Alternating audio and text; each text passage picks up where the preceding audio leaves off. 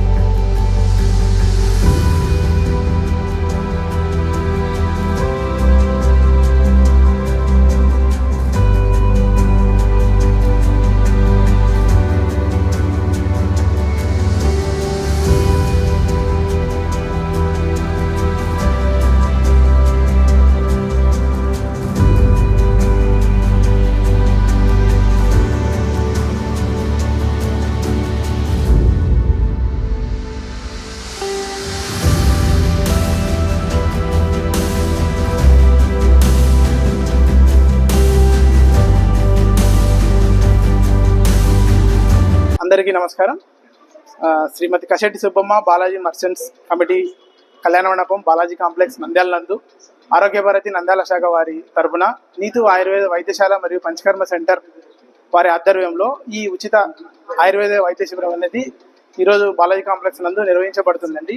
ఈ వైద్య శిబిరం నందు వివిధ రకాల దీర్ఘకాలిక జబ్బులైనటువంటి మెడ, భుజము, కీళ్ళు, నడుము నొప్పులు, డిస్క్ సమస్యలు, సోరియాసిస్, చర్మ వ్యాధులు, ఎగ్జిమా, బొల్లిమచ్చలు, గ్యాస్ సమస్యలు, గ్యాస్ ట్రబుల్, పైల్స్, ఫిష్లా ఇటువంటి దీర్ఘకాలిక వ్యాధులకే కాకుండా స్వల్పకాలిక వ్యాధులైనటువంటి దగ్గు, జలుబు, మామూలు వైరల్ ఫీవర్ వీటికి కూడా ఆయుర్వేదంలో అద్భుతమైన ఔషధాలు ఉన్నాయని ఈ శిబిరం నందు వీటన్నిటికీ కూడా ఉచితంగా పరీక్షలు చేసి మరియు నీతి ఆయుర్వేద వైద్యశాల తరపున ఉచితంగా మందులు అందించబడతాయని ఈరోజు తెలియజేసుకుంటున్నాను.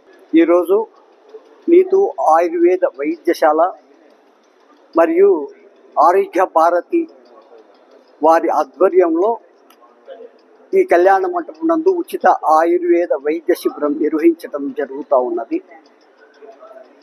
ఈ వైద్య శిబిరంలో మనకు ఆయుర్వేదము అనేది మన పూర్వ ఋషులు కనుగొన్నటువంటి వైద్య విధానం. దానికి మనకు ప్రకృతి ద్వారా లభించేటటువంటి వన మూలికల ద్వారా తయారు చేయబడినటువంటి మందుల ద్వారా మనకు ఆరోగ్యాలు చేకూర్చడం జరుగుతూ ఉన్నది. ఈ మందులు వాడటం వలన ఎలాంటి సైడ్ ఎఫెక్ట్స్ కూడా మనకు రావు. వేగంగా కూడా పనిచేసి మనకు శాశ్వతమైనటువంటి పరిష్కార మార్గాన్ని చూపిస్తుంది. ఒక అనారోగ్యం ఉందంటే అది తాత్కాలికంగా ఉపశమనం కాకుండా పర్మనెంట్గా క్యూర్ అయ్యేటటువంటి విధానం ఒక ఆయుర్వేదం ద్వారానే మనకు లభిస్తున్నది. దానికి ఆది పురుషుడు ధన్వంతరి.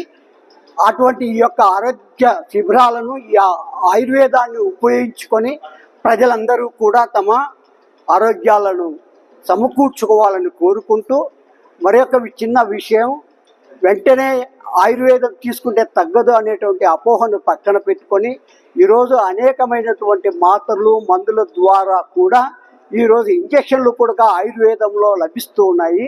కాబట్టి మనకు వెంటనే కూడా ఆ యొక్క అనారోగ్యం తగ్గిపోవడానికి అనేక పరిశోధనలు చేసి కనుగొని ఉన్నారు. కాబట్టి మీరు దీన్ని వాడుకొని మన యొక్క పూర్వీకులు దాన్ని ఏదైతే ఉన్నారో దాన్ని మనం పునరుద్ధరించుకొని మన ఆరోగ్యాలు చేకూర్చుకోవాలని అందరినీ